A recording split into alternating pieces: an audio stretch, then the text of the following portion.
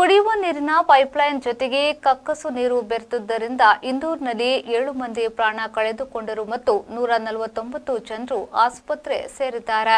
ಕುಡಿಯುವ ನೀರಿನ ಪೈಪ್ನ ಜೊತೆಗೆ ಕಕ್ಕಸು ನೀರು ಬೆರೆತಿರುವುದರಿಂದ ಇಂದೋರ್ನಲ್ಲಿ 7 ಮಂದಿ ಪ್ರಾಣ ಕಳೆದುಕೊಂಡರು ಮತ್ತು 149 ಜನರು ಆಸ್ಪತ್ರೆ ಸೇರಿದ್ದಾರೆ.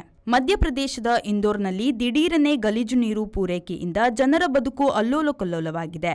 ಗಲೀಜು ನೀರು ವಿಷಯುಕ್ತ ಗೋಮಡಿದ್ದರಿಂದ ನೋಡುತ್ತಲೇ ಜನರು ಹೊಟ್ಟೆ ಹಿಡಿದುಕೊಂಡು ವಿಲವಿಲ ಒದ್ದಾಡತೊಡಗಿದರು. ಕೂಡಲೇ ಸರ್ಕಾರವು ರಕ್ಷಣಾ ಕಾರ್ಯಾಚರಣೆಯ ವ್ಯವಸ್ಥೆ ಮಾಡಿ ಪರಿಸ್ಥಿತಿ ನಿಭಾಯಿಸಲು ನೋಡುತ್ತಿದೆ.